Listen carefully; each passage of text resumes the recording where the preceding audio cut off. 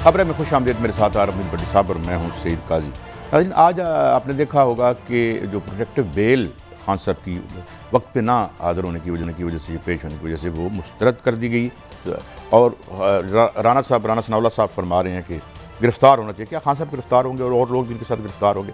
इसके अलावा अहम एक डेवलपमेंट इलेक्शन कमीशन के हवाले से जो एक पिटीशन है वहाँ पे सुप्रीम कोर्ट ने कहा है कि क्या उनका काम भी हमें करना पड़ेगा, क्या सुप्रीम कोर्ट जो है उसको मुदाखलत करनी पड़ेगी एक आइनी जो तरीका है इलेक्शन का उसको करवाने के लिए। शरीफ फैमिली आपस में डिस्कस कर रही है ये जो प्राइस हाइक है और ब्रेक नेक जो एक इन्फ्लेशन है, इसमें हम भट्टी साहब देख रहे हैं कि वो हालांकि मलबा तो सब पर ही गिरेगा और 44 रुपये फ़ी यूनिट से मैशत तो खैर क्या चलनी है, क्या लोग इसे बर्दाश्त कर पाएंगे? किस तरफ हम जा रहे हैं? भट्टी साहब पहले तो आ जाते हैं खान साहब। तो खान साहब के हवाले से तो मुझे हुकूमत में कोई लचक न आई। भट्टी साहब, बिस्मिल्लाहिर्रहमानिर्रहीम। एक तो उनकी आज बेल मुस्तरद हो गई। मेरी नज़र में इमरान खान साहब का राइट है, उन्होंने इस केस को सही तरीके से टैकल नहीं किया। उनके वकला का सब ग्राउंड थी कि वो दर्जनों मरतबा अदालतों में पेश हो चुके हैं, खुद 1 2 3 दफ़ा नहीं। जब उनके वकील अदालत में कह रहे हैं कि उनको गोलियां लगी हैं, चलने के काबिल नहीं, और ख़ुद हुकूमत कह चुकी है उन पर दोबारा कातलाना हमला हो सकता है। जी बिल्कुल, हुकूमत खुद कह रही है। ये हुकूमत के वज़ीर राना साहब कह चुके हैं कि इवन के पाकिस्तानी गैर मुल्की ताकतें भी करवा सकती हैं। हाँ जी।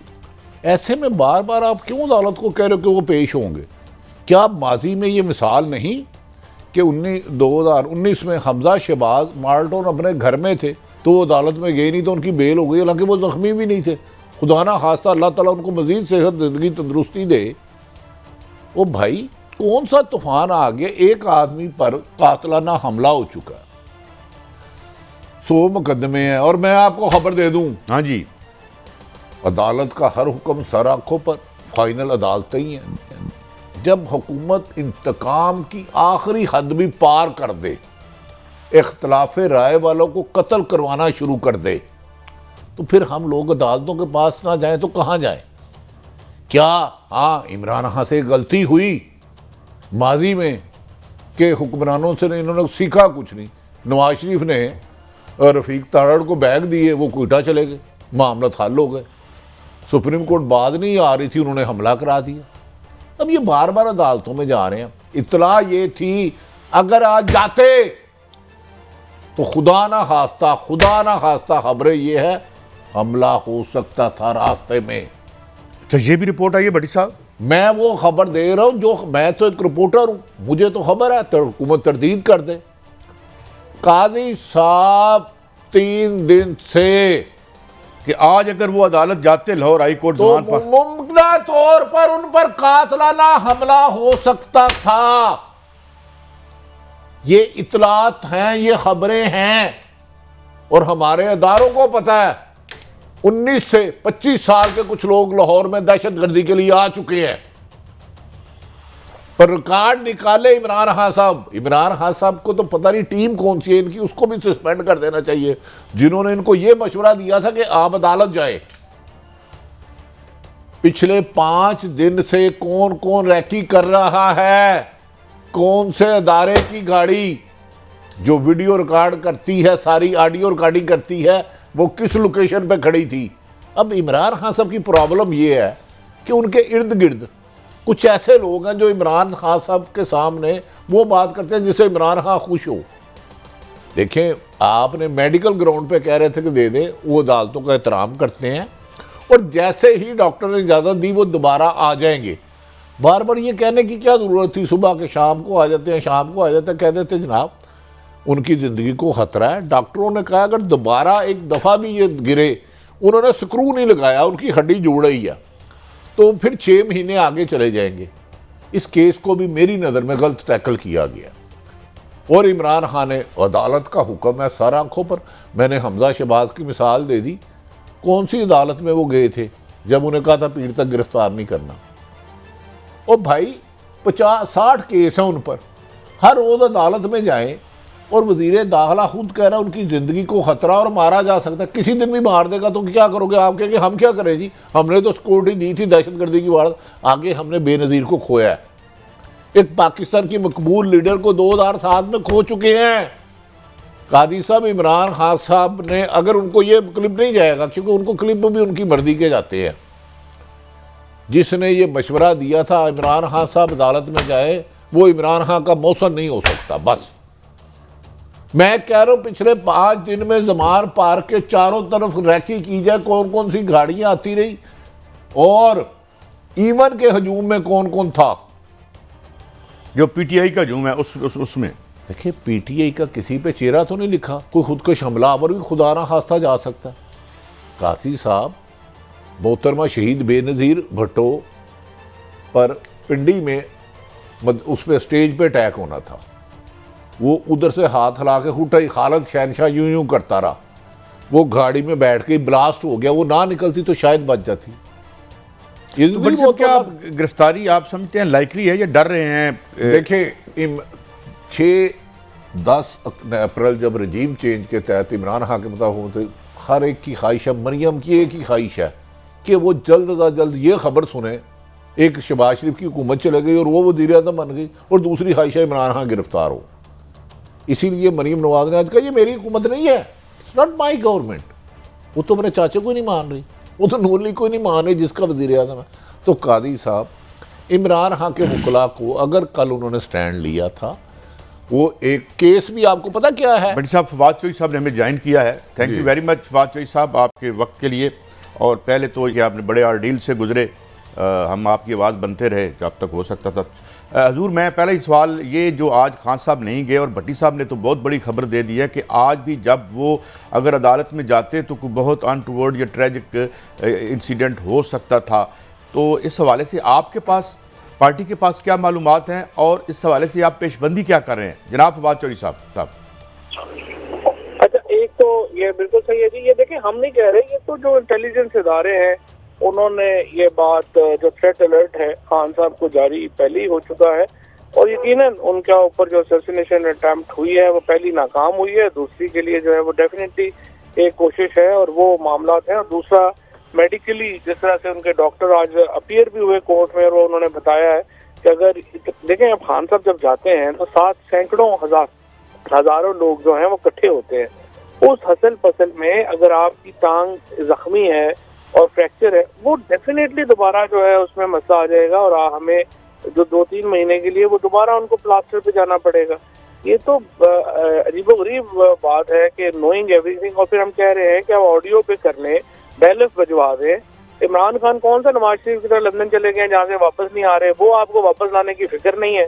इधर आप जो बंदा पास बैठा हुआ है उसके ऊपर रोज जो है कर रहे हैं, और इसकी मुझे तो समझ नहीं। और फिर सुप्रीम कोर्ट का 7 रुकनी बेंच ये कह चुका है कि सियासी मुकदमों में एंटी टेररिज्म लॉ आप यूज ना करें, उसकी भी कोई परवाह नहीं है, जो मर्जी आ रहा है। और आज तो जो राना सनाउल्लाह ने प्रेस कॉन्फ्रेंस की आपसे कुछ देर पहले, देखें, वो एक एतराफ है कि सुप्रीम कोर्ट के जजेस के खिलाफ जो ऑडियो मुहिम है वो हुकूमत चला रही है, और राना सनाउल्लाह ने जिस तरीके से उसको ऑन किया है, मुझे तो जो है वो मैं अपील करता हूँ सुप्रीम कोर्ट से कि इनको कल बुलाएं और जरा इनसे पूछें कि आपको याद है कि 1997 में बेनज़ीर भुट्टो गवर्नमेंट जो थी वो डिसमिस की गई थी इस बात पे कि वो जजेस के फोन टैप कर रही थी। अब अगर आप एतराफ कर रहे हैं, ये ग्राउंड है इस हुकूमत की डिसमिसल की कि ये जजेस के खिलाफ ऑडियोज जो हैं वो वीडियो और ऑडियोज जो हैं वो डाल रहे हैं और कईयों को धमकियां दे रहे हैं कि हम आपकी वीडियोज हैं हमारे पास, तो मेरा ये ख्याल है कि ये बड़ी खतरनाक बात है और सुप्रीम कोर्ट को इस पर मुकम्मल तहकीकात करनी चाहिए।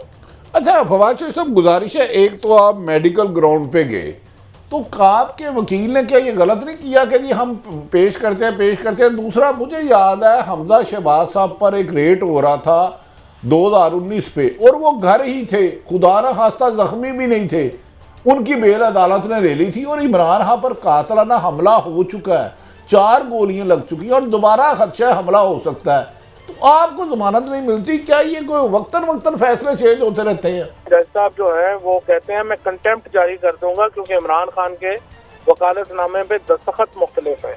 इन जज साहब के ने ऑर्डर किया कि मुझे पेश करें, जब अभी आपने शुरू में जिक्र किया जो मुझे जब इन्होंने अरेस्ट किया और आपने, आई एम सो ग्रेटफुल कि आपने उस पर आवाज उठाई। इन जज साहब ने वहाँ पे हुक्म किया, SHO मुझे लेके इस्लामाबाद चले गए, उसके ऊपर अभी तक कंटेम्प्ट नहीं जज साहब इशू कर पा रहे। इमरान खान पे कहते हैं कि जो करनी है, तो ये तो अजीबोगरीब है और यही पाकिस्तान का सानिया है। नहीं चौधरी साहब, अगर अब जैसे राना सनाउल्लाह ने कहा कि मैं फौरी हुकूमत को कहूँगा, अगर इमरान खान साहब के रेड किया जाता है, आज गिरफ्तार कर लेते हैं या किसी भी वक्त, तो क्या आप समझते नहीं जो जेल भरो तरीक है उसका वक्त आ गया या मजीद इंतजार किया जाएगा? नहीं, उसका तो फिर नुक्ता अरूज आ जाएगा, उसको शुरू करने का वक्त नहीं आ जाएगा, वो तो उसका नुक्ता अरूज आ जाएगा अगर इमरान खान को अरेस्ट करेंगे। और कोई नहीं, इमरान खान जमान पास में है, अगर करना है तो कर लें, कोई मसला नहीं। लेकिन मसला ये है, पाकिस्तान के मसले इमरान खान को गिरफ्तार करने से हल नहीं होने। पाकिस्तान में इन्होंने कमर तोड़ दी है मिडिल क्लास की। 15-20 हज़ार रुपए से लेके 1.5-2 लाख रुपया कमाने वाला शख्स जो है और जो खानदान है, उनको तो समझ नहीं आ रहा कि वो जिए या मरे। जो यहाँ पे इन्होंने सारा ये ड्रामा किया है कि जो महंगाई, कल से इसहाक डार दुबई चला गया, वो बिलावल भी जो है वो बाहर चला गया और ये तुर्की जा रहे हैं। अब आप मुझे बताएं, यहाँ पे महंगाई का इतना बड़ा कारपेट बॉम्बिंग करके ये खुद सारे बाहर तशरीफ ले जा रहे हैं, तो कोई इनको पूछने वाला नहीं है। और अनफॉर्चुनेटली ये लोग हम पे मुसल्लत हैं। 2-3 वोटों के अक्सरियत से जो एक जाली हुकूमत कायम है, वो लग रहा है कि पता नहीं 2 ताई अक्सरियत से बैठी हुई है। और बस क्या करें, आपको भी पता है क्यों बैठी है। जो सब एक रहनुमाई करें, आप क्योंकि माशाल्लाह सुप्रीम कोर्ट के वकील भी हैं, एक मुल्क के वजीर आजम थे, गालिबन मुजरम भी थे और सजा याफ्ता थे, हस्पताल में थे, उनका गालिबन नाम शायद नवाज शरीफ होगा।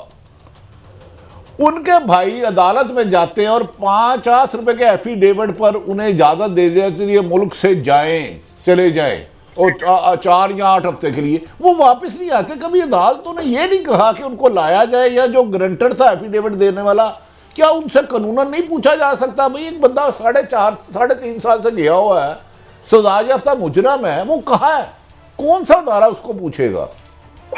ये कोई होता ना जी, अल्लाह देता वल्द मोहम्मद रमजान और आम आदमी होता, तो आप देखते कि वो बेचारा अब तक जेल में होता। लेकिन शहबाज शरीफ को तो इस तरह से प्रोटोकॉल दे के वापस लाया गया और वज़ीर आज़म बनाया गया, और जो सारी कहानियां आप तो बाजवा साहब ने खुद ही बता दी हैं, सबके सामने आई गई हैं, कैसे रजीम चेंज हुई, क्या जो हुआ वो भी सारा सबके सामने है। तो पाकिस्तान का बहरान जो है वो तो बहुत बड़ा है और अनफॉर्चुनेटली उसको अभी तक जो है वो सॉल्व करने की तरफ हम नहीं बढ़ रहे। और मुआशी बहरान के नतीजे में अब तो जो इंटरनेशनल मीडिया है वो खुलेआम पाकिस्तान के एटमी प्रोग्राम का तस्करा कर रहा है और मामला तो सिचुएशन बहुत ख़राब है। और अनफॉर्चुनेटली इसमें ये ना हुकूमत तो संजीदा ही नहीं है। और लेट्स सी, अब सुप्रीम कोर्ट ने जो कल सो मोटो नोटिस दिया है वो एक डिटरमिनिंग इफेक्ट होगा, उसका एक वो डिटरमिन कर देगा कि पाकिस्तान एक बनाना रिपब्लिक ऑफिशियल बनना है या पाकिस्तान में कोई आइन और कानून की बालादस्ती का कोई चांस है। जो मोटो सुप्रीम कोर्ट ने कहा है इलेक्शंस के ऊपर, वो एक बड़ी अहम डेवलपमेंट है और मैं और आप उसको देखेंगे। अच्छा चौधरी साहब, ये जो आपने बड़ा बर्निंग इशू उसको टच करें, आज कल गालिबन खान साहब ने इसका जिक्र किया। चौधरी साहब, हमें ये लगता है कि ये जो ड्रामेटिकली चेंज आ जाएगी, ये जो प्राइस हाइक है, ये इसमें एक क्वालिटेटिव आ सकता है ऐसे टर्न कि ये सारी बहसें पीछे रह जाएं। और मैं अभी बात कर रहा था लोगों से, अपने वर्करों से इधर बात कर रहा था, जो लोगों के जो फ्यूम्स निकल रहे हैं, तो आप क्या तैयार हैं बतौर पार्टी? क्योंकि एक अवामी रिएक्शन हम स्मेल कर रहे हैं वो उस प्राइस का जिस तरह से हो रही है। आपके इस पर राय क्या है और आपकी तैयारी क्या है? देखिए जी, मैं तो समझता हूँ कि जो अवामी रिएक्शन है ना वो हो जाना चाहिए तब तक, तो हमें इस तरह नहीं बनती। हमारे यहाँ इस वक्त 36% इन्फ्लेशन है अमूमी, और जो फूड इन्फ्लेशन है वो 46% है। हिंदुस्तान में इस वक्त 14.92% पे इन्फ्लेशन है और वहाँ की गवर्नमेंट को फकत पड़ा हुआ। श्रीलंका में जो कुछ हुआ वो पाकिस्तान के अंदर जो अवाम है, PTI की लीडरशिप ने तो कुर्बानियों की इंतहा कर दी है। इमरान खान ने गोलियां खाई हैं, मरते मरते बचे हैं, उनके साथ और लीडरशिप जो है उसको गोलियां लगी हैं, सब लोग जेलों में गए हैं। और हमारे जो वर्कर्स हैं उन्होंने 10 महीने से लगातार ये मुहिम चलाई है इस हुकूमत से जान छुड़ाने के लिए। और आम पाकिस्तानी को मैं ये कहूँगा वो जुड़े हमारे साथ और इस तहरीक में सड़कों पे निकले, सिर्फ ट्विटर के ऊपर, फेसबुक के ऊपर घर बैठ के इन्होंने नहीं जाना। आपको इस कुर्बानियां देनी पड़ती हैं, और वो कौमें जो सिर्फ कहती हैं कि हमें कोई तकलीफ के बगैर हमें हमारे हक मिल जाए, वो नहीं मिलते। हक के लिए तो लड़ना पड़ता है और हक के लिए बाहर निकलना पड़ता है। और ये जो इस वक्त पाकिस्तान की अवाम से क़यामत टूटी है महंगाई की, और जो यहाँ पे अजाब आया है, ये बढ़ता जाएगा। आप देखें 24% कमी हुई है तेल की कीमत में दुनिया में। यहाँ पे आप देख लें कि क्या अशर नशर इन्होंने कर दिया। तो अवाम को तो निकलना पड़ेगा, स्पेशली जो हमारी बार एसोसिएशन है और मीडिया, इनकी जो तंजीमें हैं वो इतनी मैनेजेबल हो गई हैं। मैं आपको क्या बताऊं कि एक जो मेरा जो इस्लामाबाद बार का प्रेसिडेंट जो मेरा वकील था, उसको एक धमकी आई कि आपका 10 करोड़ रुपया हम रोक लेंगे। इस्लामाबाद बार का प्रेसिडेंट मेरे केस में पेश नहीं हुआ उसके बाद। और आज ये जो अपना प्रेस क्लब लाहौर है, बाद में हम इससे जो इंफॉर्मेशन मिनिस्टर साहब से सवाल पूछा, उसके बाद प्रेस क्लब लाहौर ने जर्नलिस्ट पर पाबंदी लगा दी कि आप सवाल ना करें। आप मुझे बताएं ये तंजीमें और इस तरह के चोई साहब मैं रोकूंगा। आपने ठीक फरमाया, बड़ी बदकिस्मती है, हमारे सहाफ़ी तकसीम हो चुके हैं। अगर सहाफ़ी एक होते और इसमें पैसा भी मुबैना तौर पर इस्तेमाल किया जा रहा है, PUJ कई बन गई या मुशर्रफ दौर में एक थी, लेकिन समझ में नहीं आता कि हुक्मरान इन इमरान खान को ख़त्म करवा देते हैं या जेल में करवा देते हैं। क्या पेट्रोल सस्ता हो जाएगा? क्या जो असल माशी तबाही है उससे निजात मिल जाएगी? अगर हुक्मरान मज़ीद इलेक्शन ना कराने में, तो अदलिया के अलावा तो और कोई रास्ता नहीं है। आपकी ठीक है, साफ़ी अपना रोल अदा नहीं कर रहे, कुछ तो लगड़ बगड़ जमहूरी बच्चे तो बेचारे उन्हें बुग़्ज़ इमरान में इंतहा क्रॉस कर चुके हैं, और हमारा भी एहतसाब होना चाहिए। You are right. देखिए जी, अदलिया की तो ज़ाहिर है सेफ गार्ड कॉन्स्टिट्यूशन को तो अदलिया ने करना है, लेकिन आप मुझे बताएं जहाँ एक आज जो जज साहबान है 2, उन्होंने सिर्फ सख्त रिमार्क्स दिए हैं, और राना असनाउल्लाह ये बता रहा है कि जो ऑडियो आई है उस पर उन्होंने ऑडियो रिलीज करवा दी है। अब आप मुझे बताएं जहाँ इतने बड़े माफिया के साथ आपका मुकाबला हो, तो जज साहबान जिन हालात में काम कर रहे हैं, स्पेशली यंग मैजिस्ट्रेट्स काम कर रहे हैं, मैं तो इनको सलूट पेश करता हूँ कि पहले इन्होंने जिस तरह से शेख रशीद साहब के केस में, मेरे केस में, आज़म स्वाति के केस में, शहबाज गिल के केस। मेरे ख्याल में लाइन कट गई है। बहुत शुक्रिया फवाद चौई साहब, आपने हमें वक्त दिया। बट्टी साहब, एक ब्रेक का वक्त है, ब्रेक से वापस आएंगे तो ये जो सबसे अहम मसला, ये जो प्राइस हाइक है, इसमें लोग बहुत बिल बिला रहे हैं, ये कहाँ सिचुएशन रुकेगी? हमारे साथ रहिए, ब्रेक के बाद मिलते हैं।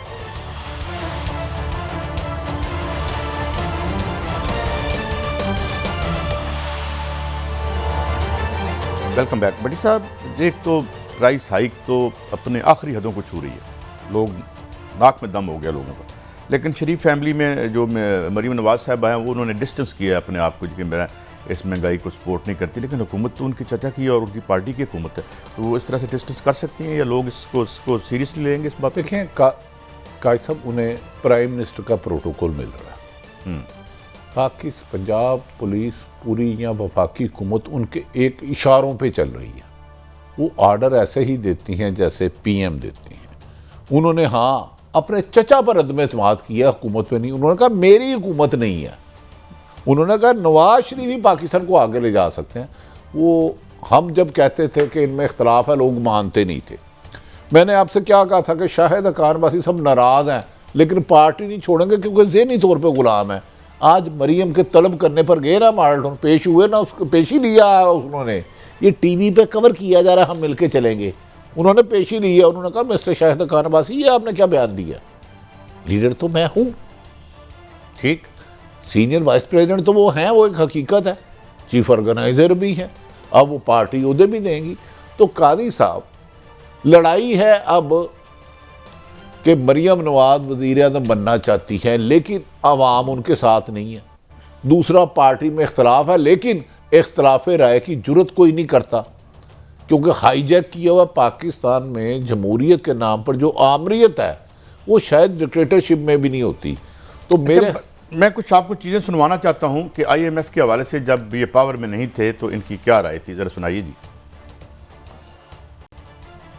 जी भट्टी साहब, ये कोई और लोग थे या आप कोई और लोग हैं? कोई काजी नया जन्म साहब- हो गया है? बड़ी अच्छी अच्छी बातें की थी इन्होंने। आईना बड़ा खौफनाक चीज है, ये मसक शुदा चेहरे के छुपे हुए दाग भी दिखा और मैं देता साथ साथ एक बात बताऊं कि जो नादरीन हम आपको दिखा रहे हैं, ये वो 9 महीने पहले वाली कीमतें हैं, और ये साथ साथ आप देखते जाइए। जी बड़ी साहब, सॉरी मैंने आपको सब आईना बड़ी खौफनाक चीज है, मसक शुदा चेहरे दिखा देते हैं। वो कहते हैं नवाज शरीफ को 1 रुपया कीमत, बड़े तो रात को नींद नहीं आती, तो यार टिशू लाओ नवाज शरीफ साहब को, मेरी तरफ से गिफ्ट करो। अब मैं इनका कंपैरिजन बनाता हूं, इतना कोलोफेल में तजाद किस लीडर ने इंतहा की बात नहीं की। अगर ये अपनी बातें सुन लें तो कौम से माफी मांगे।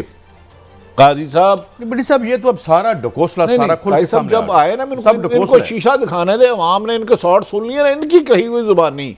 इसाक डार साहब के, नवाज शरीफ के, शाहिद हकान अब्बासी के 70 रुपए से ज्यादा तेल नहीं होना चाहिए, शाहिद हकान अब्बासी साहब कहते हैं। अब तो उस वक्त जब ये इमरान हुकूमत 150 रुपये, अब पेट्रोल है 272 रुपये। 150 और 272, शर्म अगर तुमको नहीं आती, काबे किस मुंह से जाओगे। डीजल 145 से 280, 280 डॉलर, 178 से 280, गैस 13%, बिजली 113%, माफी चाहता हूं, बिजली 16 रुपए से 48 रुपए यूनिट, 170 रुपए के टैक्स, 170 लामहदूद महंगाई का एटम बम मारा है कल इन्होंने, एटम बम। लेकिन बड़ी साहब, यहाँ खेल रुक नहीं रहा। नहीं, वो रोकने आई नहीं, क्योंकि इसका एजेंडा कोई और है। अभी और महंगाई होगी और जानबूझकर होगी। 3 दफा अमेरिकन होके जा चुके हैं आपके वतन अजीज से। काजी साहब, हमारे तो हाथ पांव बंधे हैं, हम तो एक छोटे से साफी हैं। खुदा के लिए ये एक साजिश के तहत इस मुल्क को जान के डिफ़ॉल्ट की तरफ ले जाया जा रहा है कि लोग भूख के हाथों इतना कहें जी भाड़ में जाए, कुछ है नहीं है, हमें एक वक्त की रोटी दें। ये जानबूझ के किया जा रहा है। ये साइफर जो आया था उसी का प्लान है, जिसमें इमरान खान ने कहा था एब्सोल्युटली नॉट, वो आपको सजा देना चाह रहे हैं। खुदारा अब सियासी इख्तलाफात छोड़ दें, मुल्की मफाद को तरजीह दें, चाहे वो नून लीग है चाहे पीपल्स पार्टी। अब पीपल्स पार्टी के टोपी ड्रामे देखो, हम नहीं मानते। और भाई, इस हुकूमत की वजह से 1100 अरब के केस खत्म हुए हैं, ऊपर से नैब का दोहरा म्यार देखो यार। हम आफ्ताब सुल्तान साहब को बहुत अच्छा अफसर कहते थे सारी उम्र, काजी साहब इधर तवज्जो चाहिए, कुछ चीजें आप बहुत अच्छा आईबी में थे, टेप करते रहे। अब एक तरफ आप पूरी पीडीएम की क़यादत के केस वापस कर रहे हैं, हमने नहीं चला रहे, तो दूसरी तरफ हर रोज पीटीआई को बुला रहे हो। यार, इक़्तिदार के लिए क्यों गैर आईनी काम करते हो? आप अच्छे अफसर हैं आफ्ताब सुल्तान साहब, आपकी बड़ी अच्छी शोहरत है, इसको ख़राब ना करें। आप चेयरमैन नैब नहीं भी रहेंगे तो अच्छी शोहरत को, मेरा ख्याल है आपको उसका ख्याल करना चाहिए, लेकिन आपकी मर्जी। आप बड़ी साहब, कुछ हमें मिसालें देनी भी चाहिए, ये नहीं है कि कुछ चीज़ें डुएबल नहीं होती। अरविंद केजरीवाल जो है, जब दिल्ली में उसने पावर ली थी और पंजाब में भी उसके पास पावर है, वहाँ उसने बिजली 200 यूनिट फ्री कर दिया, 80% लोग वहाँ बिजली के बिल नहीं देते। और दूसरा जो उसकी अचीवमेंट उसने की है कि ये दिल्ली और लाहौर गंदे तरीन शहरों में शामिल थे, हम माशाल्लाह उस लिस्ट में वही हैं और मज़ीद तरक्की कर रहे हैं। दिल्ली को उसने निकाल लिया है अपने मेजर से।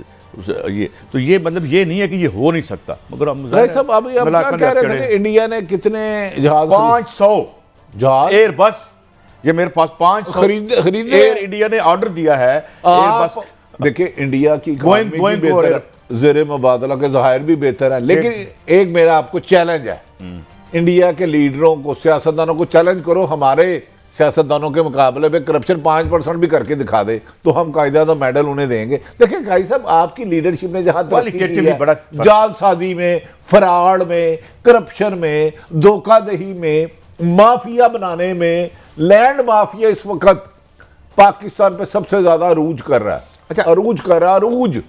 एक अहम तरीन शख्सियत ने अपने मुबैना कब्जा ग्रुप और हाउसिंग सोसाइटी के ग्रुपों के साथ मिलकर 40 अरब की दिहाड़ी, अन्ने वाह, 40 अरब की दिहाड़ी। ये ग्रीन से ब्राउन ऐसे नहीं होता। 5-4 इस वक्त हाउसिंग सोसाइटी के लोग मिल चुके हैं, मीटिंगें होती हैं उनकी, उसके बाद उस पर इम्प्लीमेंट होता है और गरीब को महंगाई के एटम बम के तंदूर में फेंक दिया। फिगर मैं आपके साथ शेयर करना चाहता हूँ। पाकिस्तान वो वाहिद मुल्क है गालिबन जिसने 23 प्रोग्राम लिए IMF से।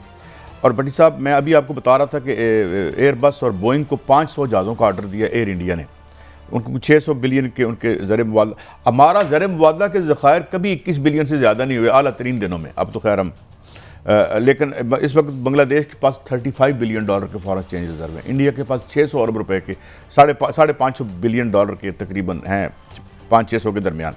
लेकिन बड़ी साहब मैं एक खबर और भी आपको दूं, IMF का एक पेपर है कि हम 11,000 अरब रुपया यहाँ के बिजनेस और अशराफिया से निकाल सकते हैं, हमें मगर नहीं लगाते टैक्स। 23 बिलियन डॉलर, 17 से 23 बिलियन डॉलर यहाँ की शराफिया खाती है अकॉर्डिंग टू हफीज़ पाशा साहब, उनको हम टैक्स नहीं लगाएंगे। ये जो बेचारे गरीब हैं। कादी साहब, सिर्फ इस मुल्क में आप करप्शन मिनिमम कर दें, आपको कर्जा लेने की ज़रूरत नहीं पड़ेगी। आपकी टैक्स कलेक्शन में, इनकम टैक्स, कस्टम और दीगर महकमे खरबों रुपए, खुद एक्स आर्मी चीफ ने कहा यार सिगरेट पे टैक्स नहीं लगा रहे जिसकी वजह से लोग बीमार हो रहे हैं। $1,00,000 उससे निकाले जा सकते हैं। खुद एक आर्मी चीफ साहब ने कहा था कि एक बंदा बाहर से आया, मैं उनका नाम नहीं लूंगा, उसने बेचारे ने कहा ये तो आपके बंदे कमीशन मांग रहे हैं, तो आप इनको बुला के वो वेस्ट पे वाले की बात कर रहे हैं आप, अहम ओहदों पे तैनात कर रहे हैं।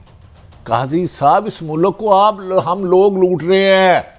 ये मुल्क कम नहीं है, इस धरती ने बड़ा कुछ दिया है, लेकिन इधर करप्शन 99% लीगल हो चुकी है। इसे कोई माइंड नहीं करता, कोई इसके खिलाफ आवाज नहीं उठाता। अब आपको 10 अरब आया है, 2 अरब आपने कमीशन में खा जाना है, 8 अरब में से फिर अगर निचली अफसर खाएगी तो अवाम पे लगेगा क्या? काजी साहब, इस निज़ाम में तो कुछ बेहतरी नहीं है। ये पाकिस्तान को नहीं यार, बस इमरान खान एक दफा फड़ा जाए तो OLX होता क्या होता है जिसमें बेचने वाली चीजें, यार आप बताएं भाई। OLX पे लगाया हुआ पाकिस्तान इन्होंने। मैं आपको सही कह रहा हूं, आपको चंद दिनों में इसके नताइज खौफनाक नजर आएंगे। पता करें कोस किसके विजिट हो रहे हैं, और एक टिकट में 2-2 मुल्कों पे भी जाया जा सकता है, वापसी पे कहीं स्टे भी किया जा सकता है, लेकिन दसना नहीं ऐसी। अच्छा, एक और भी बड़ा अच्छा काम होने लगा है कि हमें पहले जब ये निजकारी कानून बना था तो बताया गया था कि हम आपका कर्जा उतारेंगे और आप जो नुकसान में यूनिट है उनको बेचेंगे। अब क्या हुआ, फ़ायदे वाले बेच रहे हैं, एयरपोर्ट फ़ायदों में चल रहे हैं, वो हम बेच रहे हैं, और जो फ़ायदे में हमारी कंपनीज चल रही हैं, डिस्कोस वगैरह, और ये जो पावर, वो हम जो मुनाफा कमाती हैं, यानी मुनाफे को प्राइवेटाइज कर रहे हैं, नुकसान को नेशनलाइज कर रहे हैं। अच्छा कायद साहब, देखिए कपड़े तो ये अवाम के उतारे हैं। शहबाज शरीफ साहब ने बताया था अपने कपड़े बेच के आटा, अल्लाह का वास्ता अपने कपड़े ना बेचो, नबी का वास्ता है ना बेचना, ईमान से वो किसी को पूरे नहीं आएंगे, लेकिन कम से कम आटा पुरानी कीमत पे ले जाएं, बिजली की कीमत पुरानी कीमत पे ले जाएं, पेट्रोल की कीमत पुरानी की कीमत यार, जहाँ 9 महीने पहले इमरान खान ने बड़ा कीमतें बड़ी थी, बड़ा रो शोर, वहीं ले जाएं। 9 महीने पहले काजी साहब जो 1 रुपए में कहते हैं कीमत में इजाफा हो, मैं नींद नहीं आती, उन्होंने महंगाई की सेंचुरियां पूरी कर दी हैं एक ही बॉल पे। यार कितना तुम्हारे पेट में दोज़ख का हवस है जो पैसे से भारी नहीं रहा। चौधरी साहब अभी कह रहे थे कि वो तो दुबई चले गए, क्लोजिंग करनी है, तो क्या IMF के हवाले से ये भी बात आ रही थी कि कुछ मामलात आपस में इसहाक डार साहब के साथ, वो शायद क्या सिलसिला है, इस पर हम इंशाल्लाह अगले हफ्ते बात करेंगे। वक्त खत्म हुआ, इजाज़त दीजिए, अल्लाह हाफिज़।